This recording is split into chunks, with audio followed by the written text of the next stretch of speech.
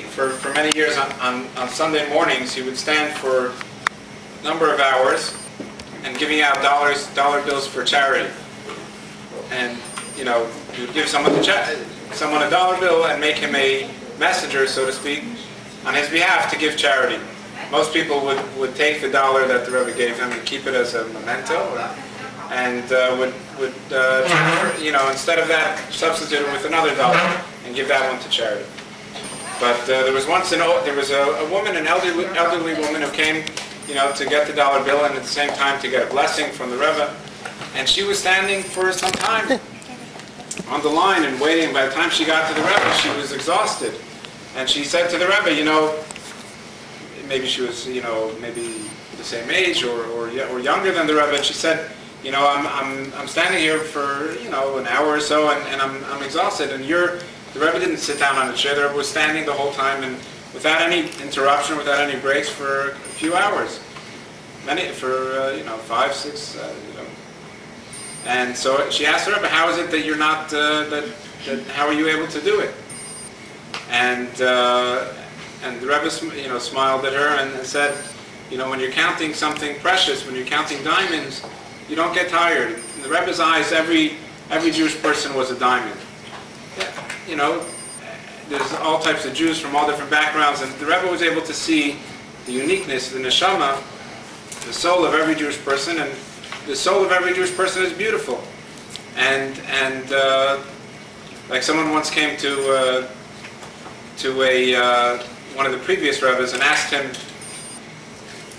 you know, because all kinds of people come to the Rebbe. You know, you have some scholars, you know, students and scholars, and, you know, learned people, and then you have some simple people, some simple folk, and some that, you know, you might not think anything, you know, there's nothing so special about them. And he asked the Rebbe, you know, why do you spend so much time with you know, such simple people? And the Rebbe, you know, traditionally, you know, someone asked the rabbi, why do rabbis always answer a question with another question? He said, I don't know, why do they, right? So in other words, so the Rebbe turned to him and said, you know, what do you do? He said, I'm a diamond merchant.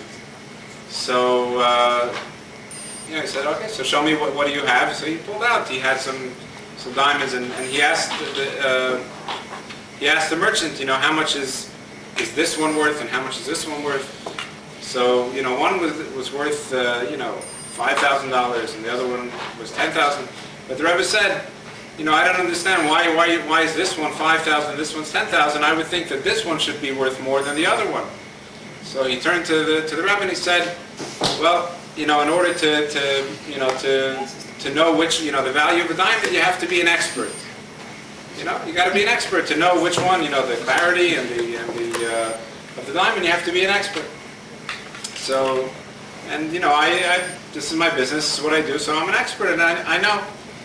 So the Rebbe said, you're an expert in diamonds, and I'm an expert in neshamas, in souls. In other words, when the Rebbe sees someone, he doesn't see, yes, on the surface, you know, maybe he's a simple person, he doesn't know that much Torah, but the Rebbe is able to see beyond that. He's able to see the person's soul. You can have sometimes you can have someone, a very simple person, may not be that learned, but he has a special soul, and a Rebbe is able to see that. So the Rebbe said, the same way you're an expert in diamonds, I'm an expert in souls, and that's why, you know, I have dealings with all kinds of people, all Jews. But when you're counting something, when you're counting whatever it is, when you're counting people,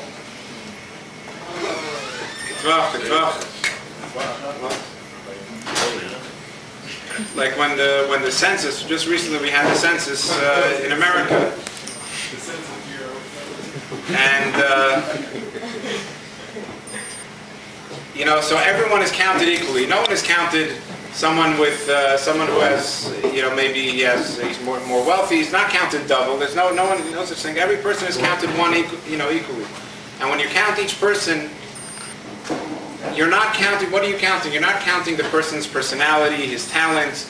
You're just counting. When you give something a number, you're just focusing on its essence. And the essence is equal by everyone, and that's why there's no difference between it says by the, when they did the counting, they gave a half a shekel.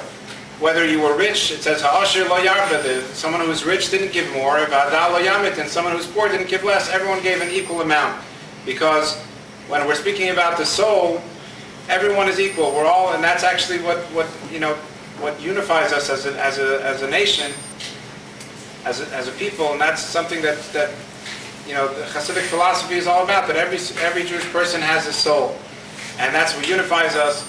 And that's why you could have someone who's completely, on the surface he might say he's completely secular, but yet there comes a time in his life where he's inspired in some way, and that's because of his neshama that he has, the pintaliyah that every Jewish person has. So especially we're approaching the day of Matan Torah, when we all receive the Torah, and like we mentioned, it says that the Jews, when they encamped by the mountain in preparation for the receiving of the Torah, it says in a singular term, Vayichan, and he camped, referring to the whole camp of Israel, and it doesn't say Vayachanu, they camped, because in Rashi says Ki ish echad b'lev echad, they were all like one person with one heart. And again, getting back to unity and so to the extent like the person in the story we said earlier, that he was so much one with this person that even though he stopped drinking, but he still made a l'chaim. In other words, that Jewish people are really essentially one. We have to always focus on the neshama and on our souls, and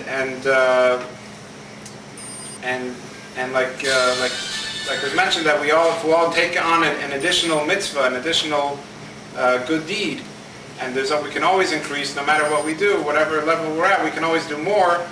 And this should be a way to internalize the memory of Aaron Meyer ben Chaim Aaron within our daily lives, and we should do things in his memory and in his merit.